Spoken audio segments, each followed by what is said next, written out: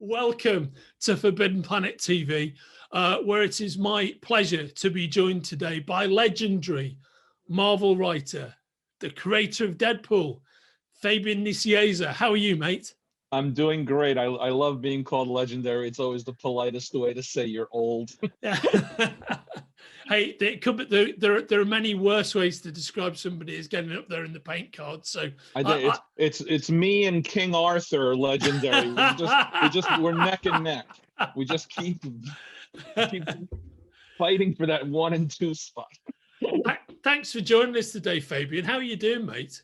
I'm doing great. It's been a really fun ride the last couple of years. Yeah, so of course my colleagues at Titan Books are publishing Fabian's new novel, Suburban Dicks, which you can order from the links attached to this interview right here from forbiddenplanet.com. Wherever it is, right at the bottom of the screen. This link right at the bottom of the screen. Or at the top of the screen. Just order now. Yeah. And Fabian's here to tell us all about it. If you're a comics fan, which, let's face it, you're watching Forbidden Planet TV, so you have to be a comics fan, you'll be supremely aware of Fabian's comics work. Epic tales on X-Men, epic work on Deadpool, and Fabian, as I mentioned to you when we were setting this interview up, you're actually the writer of one of my all-time favorite Marvel books, Two Gun Kid, Sunset Riders. Love that book. You and the other 6,000 people, I think, who bought it. It has a backstory of its own, Andrew, that could fill an hour's worth of conversation, because the book ended up becoming trapped in a power struggle between the editor-in-chief and the vice president of sales, and it took years for it to get on the schedule and come out from when I originally pitched it. It was one of my earliest pitch sales in my career. And it was the first time ever in my career that I did a hallway pitch, and it sold off of just the pitch. Tom DeFalco, who had just become editor-in-chief at that point at Marvel, taking over for Jim Shooter, said, yes, we're doing it. Just like that, off of a hallway conversation. When I was advertising manager at that time at Marvel. It just took almost 3 or 4 years before, maybe more, I don't even remember at this point, before it finally came out. I was always incredibly disappointed and disenchanted by the final project, but I never knew for sure whether it's solely because I don't think the work was as good as I could have or should have made it, or because the struggle it took to get it to happen sapped me of some of that, excitement and enthusiasm. It's a great backstory, but I liked it because even back then, when I was so much younger, I wanted to do different kinds of things, and a Western was something I really wanted to do. So at least I got the opportunity to do that. Yeah, and I think, somebody who was coming at it as an old school fan of the Marvel Westerns, because I'm a man of a certain age, and my Marvel addiction, my DC addiction, is fostered by my grandfather. He was an English guy from Liverpool, but he fought in an American regiment in World War II. So he came back from Normandy with a lot of comic books. Wow. And he was always into the DC and Marvel war books. And he was always into Rock and Sergeant Fury, but he also loved the Westerns, which I might not normally have read as a superhero fan, but I therefore read them all. Whether it's Rawhide Kid, whether it's Kid Colt, whether it's Two Gun Kid, I read all of them, and Pops loved all of those books. So for me, when you came on board and you revived Two Gun Kid, I had a lot of love for it before I opened the page, but without going right down the rabbit hole of appreciating that book as a fan, I really, shorn of your bruising experience, I really loved it. And I think that great hook that you had, this is not a spoiler because this book's relatively difficult to find, and it happens fairly near the beginning of the story. Spoil something from 30 years ago. Yeah, right on. I love the fact that the kid, having come back from his adventures in the future of the Avengers, has got his 2 Uzis buried, who, if I remember I remember correctly, he calls Betty and Wilma, right? You know, and Yes, there's a he did. tombstone, and it's Betty and Wilma. They're a page right out of history. And when you dig under that tombstone, Betty and Wilma turn out to be two Uzi machine guns there in the Wild West. The opening hook to the entire series was always what launched the storyline for me. And at one point, Dennis Cowan was originally going to be drawing that way in the early initial stages. And I really visualized the whole thing as Dennis Cowan drawing this dynamically action-oriented horse chase scene. And it ends up turning into a gunfight between 6-shooters and Uzis, you know. So I always liked it. It was a fun project. It meant a lot to me because the initial idea for the project I had in the 70s when I was reading Avengers, and Two Gun Kid appeared in Avengers for like a year, you know. And I thought, wow, wouldn't it be cool if? And I thought that, you know, way back when he brought stuff back with him. But it became much more meaningful to me because my mother-in-law at that time had cancer and was fighting cancer for years, and really the story turned into someone facing their death, knowing their impending death is coming. What are they going to do? And one of the sad frustrations for me is that the book came out after she passed away because it took so long for the book to come out, and it was intended to be something for her. When I was originally trying to sell it and break it down and write it, so that certainly fueled into my disappointment that a book that was dedicated to her, there's even a dedication page at the end of the book to her. You know, it just didn't, the stars didn't align, and it was unfortunate because for my mother-in-law, the stars never really aligned well in her life, and it was really disappointing to me. So, you know, you can look at it back in hindsight and 30 years later and have conversations about it, but at the time it was really kind of a sticking point for me that had happened to the project. All that being said, it would still make a great Marvel movie today. It absolutely would. And you know, the longer the MCU goes on, the more I start thinking, man, I think it's actually a possibility that we might see some of the Marvel Western characters on the screen one day. I think so too. I hope so. You know, I think that there's several ways to do it in an entertaining fashion that combines the concepts of the MCU, the sci-fi concepts and the adventure concepts with a traditional Western. I don't think it would or should be a traditional Western. You know what I mean?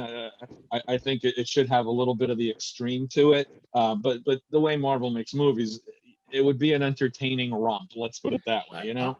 I so completely agree. And the reality is, it's all there in the DNA of the books in the first place. Because let's face it, like the Liam Kirby and the Larry Lieber Westerns, they're not really Westerns in any traditional sense. And they've still got the same Marvel formula. And you've got people like Red Raven turning up in the books or what have you, you know. And so I think there's so much stuff out there that's very much the DNA of Marvel. As you say, it would be very, very interesting to do. And it's not outlandish. We've already seen things like that, like Wild Wild West and stuff like that. That you know that combine genres. You know, and there's nothing wrong with that. I think it could be very entertaining. You know, neither one of us are going to get a check out of it, though, Andrew. Yeah. So too bad, mate. But I'll be waiting for that. Marvel. I'll be waiting for that thank you card at the end. You know. Oh yeah. I just got one in Captain America in Falcon and the Winter Soldier because they used a new Warrior's name, a villain name that I created, Mark Bagley and I created.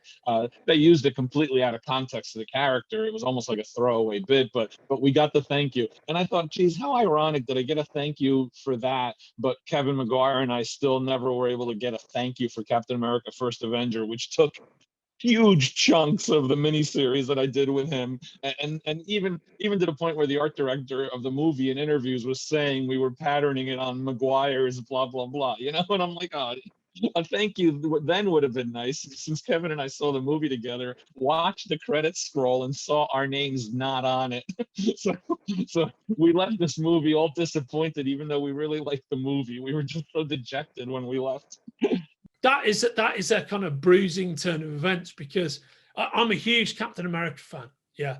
And that book you're talking about, Sentinel of Liberty, man, Yeah. I love that series. And I thought that you guys did such a great job with that. And I thought Maguire was such a great choice for Cap as well, particularly vintage Cap. You know, it was a great book. Yeah. So Yeah, I watched those credits expecting you to get a thank you. we should So, we should have been on it. And look, Yeah. they try to do a good job overall. I respect that they try. They just screwed up on that one. It's annoying and it's frustrating because it lasts forever. That kind of lack of acknowledgement lasts just as forever as acknowledging you does, you know?